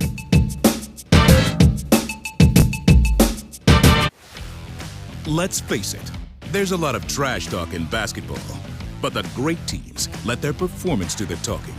Like Ford F-150 with Pro Power on board, a class-exclusive industry-first feature that turns your truck into a mobile generator and leaves the competition speechless. Ford F-150, official truck of the Grizzlies. Greatness starts here at your Mid-South Ford dealer. Class is full-size pickups under 8,500 pounds, GBWR. Sonic Radio. Welcome back to Sonic RNDIO. That spells radio with me, the CIO. This just in, the new Sonic $1.99 menu lets you build a crave-worthy meal for just $1.99 an item, whether that's a creamy shake, crispy tots, or a quarter-pound double cheeseburger. This just out. Ostriches. They're mean, not very cute, and in my opinion, way too big for a bird. Don't miss the Sonic Fun 99 menu. 5 items, always $1.99. Live free, eat Sonic. Tax not included. See menu for details.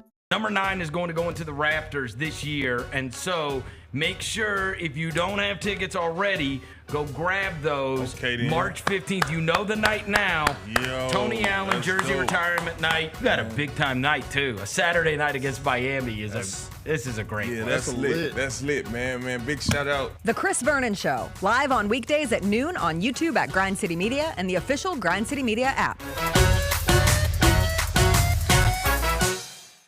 The home dogs are barking. How about the Minnesota Vikings? Home dog the last 2 weeks. They've been a dog in all 3 games this season. They're 3-0, winning by 22, winning by 6, and winning by 27. Dominating their opponent, dominating the point spread, 3-0 against the number. And then they're a dog again this week, aren't they? At Green Bay. 2.5 point dog at Green Bay. They are dogging it. The Odds Couple, live at 2 p.m. on YouTube at Grind City Media and the official Grind City Media app.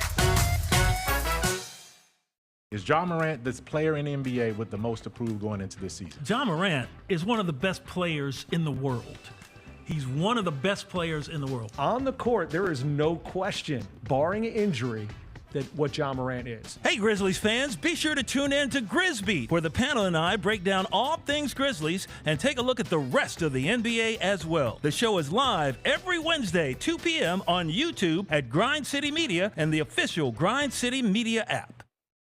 What do you think about this matchup against the Pirates and the Bison? Well, the first thing that comes to mind is who in the hell put Gus Johnson as the notable alumni selection when we got Kamala Harris right now that's more relevant? It's 28 people I would have named before I would have got the Gus Johnson. My assumption is, Mike, Hampton will find a way to come up again. Get all of your HBCU sports and culture news by tuning in to HBCU Huddle with CJ Hurt and Mike Wallace. New episodes drop every Thursday on grindcitymedia.com, YouTube, and Spotify.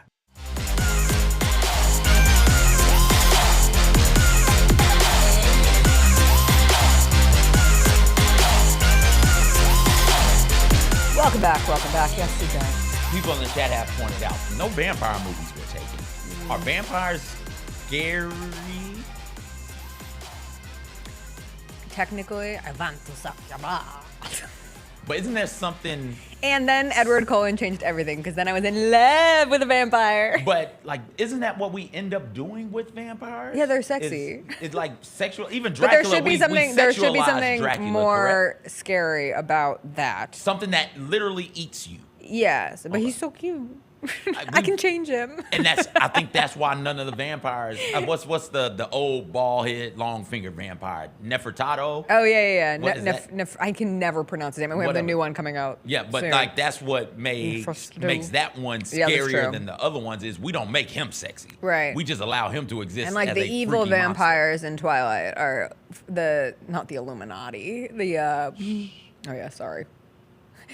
Yuki Kawamura, Kai Soto, Taylor Swift, Illuminati. Those are the go-tos to get the YouTubes a-going in this world.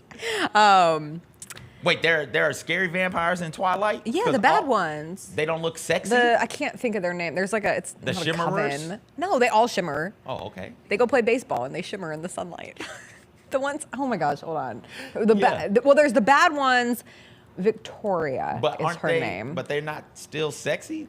She's a sadistic female vampire who is the mate of James and the master of Laurent.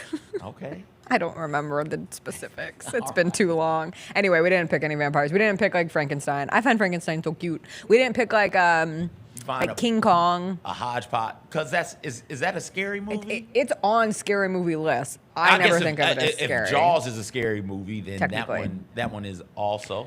Jaws is scarier. Jaws is scarier because you can get eaten by a shark. There is no 50-foot.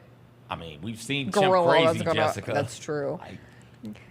Don't worry, we have a special guest in regards to Chimp Crazy coming on the show next week. I'm just gonna tease that. Just throw that out. The Valtori. Thank you, Kyra. That's the name of the bad vampires in Twilight. Okay. They're like a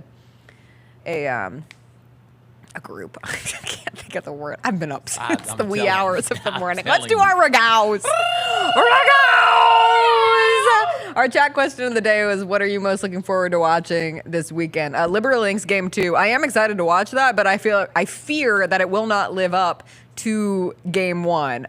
Game 1 was an incredible game. I saw the first quarter score and I was like, oh, the Liberty are just going to run away with this series. They're absolutely. And we found out from Kathy Engelbert, the WNBA commissioner, before that game, they're changing the structure. It's going to go to best of 7 next year. They're also going to change the first rounds to a 1-1-1 format, which would guarantee both teams at least one home game. So that's cool. But I was like, this is the Liberty's year. They've waited 28 years for this. They've never won a title in franchise history. Good for them. They're just going to cruise their way into this and it's going to be fine. And then I checked back on the score. I said, oh, this is getting a little close.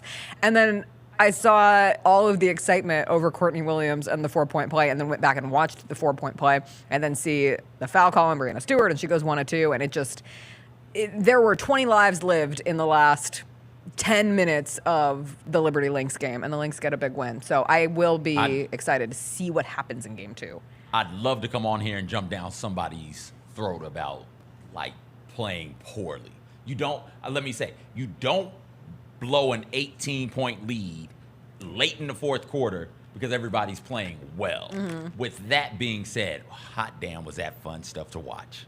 It was some good stuff to watch. You had the Courtney Williams 3, which he hit after missing the 3. They get the rebound, they kick it back out to her. She has the confidence to step into it, make that 3 over Ionescu, and get the foul. Like, that's incredible. Courtney Williams, somebody tweeted this out. It had 11 clutch points last night. That is the most out of anybody in the playoffs. Not the most in a single game. No. For a playoff total. For playoff total clutch points, Courtney Williams has 11, and I think the next closest player had 9. Courtney Williams was incredible all of last night, and that last shot that Nafisha Collier hit over Jones, it was just basketball played at its highest. The switch, Collier had the switch, had the matchup she wanted, and said, hey, let's go, give it to me on the block. The Liberty realized that. They switched Jones back on to Collier. Collier catches the ball, 2 dribbles, shot fake. Jones contests. She doesn't leave her feet. She contests straight up. Collier steps through it. Jones is still there to contest. She says, nope, that's not going to work. She pivots back around to a nice little fadeaway floater type situation, and Jonquel Jones is still there to contest that. Like, that is basketball on the block played at its absolute highest level right there. It was exciting to watch. There is a side-by-side of Maya Moore in 2015 and Nafisa Collier last night, and it is almost the same exact shot. And to go from Maya Moore's Minnesota Lynx to Nafisa Collier's Minnesota Lynx, because they do have a big 3, but Nafisa Collier is their biggest and best player and defensive player of the year. We've talked about one of the best, if not the best. I'm taking nothing away from Asia Wilson. Asia Wilson is tremendous, but the way Nafisa Collier has arisen to the occasion in this postseason has been absolutely incredible. And then Nafisa Collier's game winner, in slow motion. 1 dribble, 2 dribble. I got you. Oh, no, I don't. Shot fake, step through. Around this is damn good defense by Jones. No, pivot. Spin back, pivot. That is a great contest. There's nothing else Jonquel could have done. Nothing. Absolutely nothing else. And the block she had on Stewie, not the very next possession, but the possession going into overtime. The Liberty have the ball, last possession. They give it to Brianna Stewart. Stewie gets a good look at it, and Collier is there to swat it away. Come on, man. That's just good basketball. This was the quote I was looking for earlier. Courtney Williams going into this game said, I don't care if they think we top dog, little dog, underdog, as long as we a dog. And there is absolutely zero question in anyone's mind that Courtney Williams is a dog and that this Lynx team is not going down without a sincere fight. And they steal a game in New York. We'll see how it continues to go. Massive football weekend are RAGGOWs. My first one has 39% of the vote in our chat question of what we're most looking forward forward to watching this weekend. Give me Ole Miss LSU. Last year's Ole Miss LSU game, there were a trillion, million, bajillion points scored between the two. That is no hyperbole. That was the actual score that happened down in Oxford. It comes down to who can get a stop, who has the more improved defense. Statistically speaking, Ole Miss has had a better defense this season, but I'm excited to watch a battle between Jackson Dart and Garrett Nussmeier, the Nussbus, who I really have enjoyed watching. LSU is a funky little team, but they're both ranked. This is huge for still being in contention for the SEC and an opportunity to go to the SEC championship game. If Ole Miss were to lose, I feel as if the fan base will go into absolute shambles, because even though they beat South Carolina last week, that Kentucky loss still hovers aggressively. But I'm excited. This is one of those games being played at night in Baton Rouge at Tiger Stadium. I brought it up on the Vernon Show yesterday, but when you look at how LSU has performed in night games since the year 2000, LSU has played 123 night games at Tiger Stadium, and LSU is 108-15 in those night games. A perfect 12-0 under Brian Kelly at Tiger Stadium, and the home team in this series 10-2 over the last 12. I like LSU in this game, but I'm just hoping for a very fun. I want a shootout. That's all I want. 9-2 straight up. 8. Let me take that back. 10-2 straight up in home games. These two teams are home team winning. The home team is also 9-1 against the spread. If that tickles your fancy at all. LSU at night, give it to me. Like that's just gonna be so much fun. My first game of the week, Penn State USC, and here's why. And it's not because of you. It's okay. When we get to bowl season, when we used to get to bowl season, it will always be the big lumbering Big Ten versus these really fast SEC or Pac-12 schools. And it's like, hey, Big Ten's too slow. Big Ten doesn't have enough speed up there. Y'all are just big and slow. It's like, okay. In a one-off that game that is played a month after the regular season ends, you would absolutely want to have the fastest team. But if you're playing these games in the course of a season, week in, week out, bye week in, week out, playing this style of football, everybody's not equipped to handle it. And unfortunately, USC is the best example of that right now. I think Washington is going through some of this as well. Oregon, although they are really, really talented, I'd expect them to hit a little bit of a bump here also come mid to late October, where it is, we're tired of playing these teams that aren't as talented as we are, but all they want to do is just run through us and just hit. Like every possession is, okay, cool, it's a 3 and out, but we hit you, didn't we? And those bumps, those bruises, those stingers, those aches, those little things, when the body starts feeling that type of discomfort, guess what? You don't want to step into the hole. You don't want to step into the hole and put your nose into a pile anymore. But if anyone wants to step into the hole of the former Pac-12 teams turned Big Ten teams, it would be Oregon. Like USC's not built for the Big Ten right now. We'll find out. And we will find out. And that's my second game of the week is Ohio State at Oregon. Another very fun place to watch a football game, Autzen Stadium in Eugene. It is a night game as well. This is the first chance for Oregon to come out and show that they are ready to hang in the Big Ten, or they won't. I will say Oregon has gotten better as the season has gone on. They are a team that continues to grow into themselves. It's probably the best defensive front that Ohio State has faced thus far this season. But when you look at the way Ohio State was still able to run over Iowa, who is built to be exactly the kind of team you were just talking about, it is a little concerning if you are Oregon. Dylan Gabriel has been a step back from Bo Nix. He's been fine. He's been not so great in the red zone. Ohio State's been phenomenal in the red zone this season, which is something they struggled with last year. I'm excited to see if Oregon can hang or if this one is over before it even begins. This isn't the game for Oregon. This is not the game. The game for Oregon is at Wisconsin in November after they've gone Illinois, Purdue, Michigan. Like that Ohio State, Illinois, Purdue, Michigan, Wisconsin. That Wisconsin game at Wisconsin, middle of November, early November. Like, that's what I'm talking about. This is conditions are supposed to be fantastic tomorrow, 70. Your body, if you're not used to it, is not going to be able to hold up to But those all Oregon of the bodies are beefier and bulkier and just like Big Ten-ier. That's not Are an they? adjective. They're I don't- more so than I don't USC, think UW, that and they- certainly I don't- UCLA. I don't think that they are. I think Oregon is the best version of what that Pac-12 represents, Fair. where it is, hey, we've got athletes on the outside, and we're really, really fast. Yeah. That's what I think, and Oregon as the best version of that lends itself to saying, oh, okay, they can go out there and beat the hell out of the Michigan States and the Purdue's of the world. Well, let's see what happens as you're playing a whole schedule with that type of physicality. This is a good game. I look forward to watching it all play out.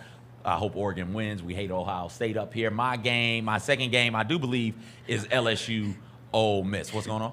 We hate Ohio State, but I do have to say there's a fair amount of hate for Oregon, like universal hate for Oregon as well, That because damn they're duck is annoying. getting annoying. The duck is annoying. Yeah. The Nike is annoying just because you wish it was you. You wish Nike had Jealous. chosen your school to be their fair and golden child. So I think Ohio State, Oregon is like first team all obnoxious. Like the Ohio State University, I almost said shut the F up.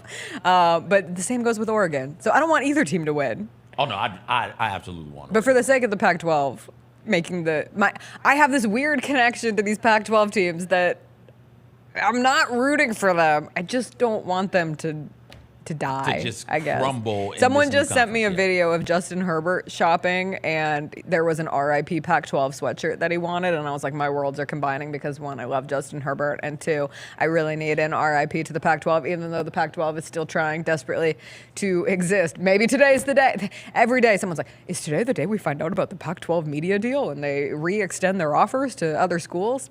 I don't know. We'll find out. My first NFL game is a perfect segue because it is my teams, the Chargers and the Broncos. The Broncos defense is legit. The Broncos defense has been so solid this season, third in total points allowed in the NFL this year. The Chargers defense has been really spectacular as well. Watching the continued budding friendship and relationship and coaching quarterbackship between Sean Payton and Bo Nix will be interesting because when you look at the Broncos and their 2 wins against the Jets and the loss to the Steelers, they only scored 16 points in those games. They scored 34 against the Raiders last week. One was a pick six. Their defense has been good at generating points as well. But they don't need Bo Nix to do a whole lot because they're not getting in positions where they're having to fight from behind. Meanwhile, the Chargers are just a fascinating little team, and I don't know if Justin Herbert will ever be unleashed or if they will go the same route, run the damn ball, play defense, the Harbaugh way, the Jim Harbaugh way. Listen, as long as it results in wins, I think you're good to go there. My first NFL game of the week, Bucs v. Saints. Big NFC South implications as well. I need to see the Bucs start to separate themselves just a little bit from everybody else. It's time to start stringing some wins together if you're a good NFL team right now. And this is a chance for the Bucs to do this against a hobbled Saints team that is really built on the backs, even when healthy. This Saints team is built on the back of Alvin Kamara mostly, and then Taysom Hill in moments, right, on the offensive side of the ball. No Derek Carr for this one. That means is it Spencer Rattler time? I think it's Spencer Rattler time. It is Spencer Rattler time. Oh, boy. This Do you Bucs hear defense, that? That's the rattler. Is that how you make a rattle sound? Yeah. That's what a rattlesnake sounds like. Okay. When you're out and about. Well, we won't be hearing him at all. No. I don't think. But this is I'm a playing game the I'm Bucs interested in. defense everywhere in fantasy football There we this go. week. So naturally, Spencer Rattler will throw 4 touchdowns and yards. 350 yards. And 400. Let's boost it all the way up. All right, my other NFL game, Commanders-Ravens. I think it is absurd that the game of the week involves the Washington Commanders, but that is where we are at this point in the season. The 4-1 Washington Commanders facing the 3-2 Baltimore Ravens throughout history. These two teams don't have much of a rivalry because they've never really been good at the same time. So there's not a ton there, like juice-wise, but I have become a fan of watching Jaden Daniels play every time he has the opportunity to play. He is one of the most fun players to watch in the NFL right now. That is why the Commanders have been as successful as they have been. Seeing the Ravens continue to try to stack up wins, it's what version of the Ravens comes up. Even in their win last week against the Bengals, Joe Burrow and Jamar Chase put up massive numbers. So can we see that from Daniels and the Commanders too? Is that yours too? Yeah, that's one it's of mine. So good. Isn't that funny? The two of the best offenses statistically speaking in the NFL. I will say when Chase Burrow and T. Higgins are on, it's not much you can do to stop that. This will be a different test for the Baltimore Ravens because the Commanders want to run the ball, and they can run the ball. That's a damn good running team, and the Ravens are a damn good run-stopping team. I do believe the Ravens allow the fewest yards per game on the ground. This will be a fun one to sit down and watch. I'm with you on that. Give me one thing you're listening to going into the weekend for those who need their Music Friday. Oh, I'm Disco Man. Disco Man. Who sings Disco Man? I played it for college. That's my jam. Disco Man? Yeah, Disco Man. It came out last year. I think it came out 2023. Remy Wolf? Remy Wolf, yes. You're a Remy Wolf fan? Are you a Remy Wolf fan? I dabbled in Big Ideas when it came out this past summer. Disco Man is my jam. Okay. I like Remy Wolf. I'm excited. There's the new Charlie XCX Brat, and it's completely different, but also still Brat with all of these collaborations on it. Sympathy is a Knife featuring Ariana Grande. That's the one that I listened to on my way in, and it hit. New Rod Wave album dropped. He's coming here soon. I wish nothing more than we could get Rod Wave on the show. And then Glorilla had her new album drop this morning. I haven't had a chance to listen to anything. I had to go chase dogs and then sleep as long as I could. Yeah, Glow's album just dropped. Tyla has a new album. Tyla's has to be a Tyla Plus. I was like, Tyla just had an album come out. Make me swag, make me harder, make me lose my breath, give me water. I hope everyone has a great weekend. The Grizzlies play the Bulls tomorrow. Speaking of scary. Ooh, scary. Everyone have a wonderful weekend. We will see you on Monday. Bye. Are we going to do monsters or monster hunters? Let's do the match.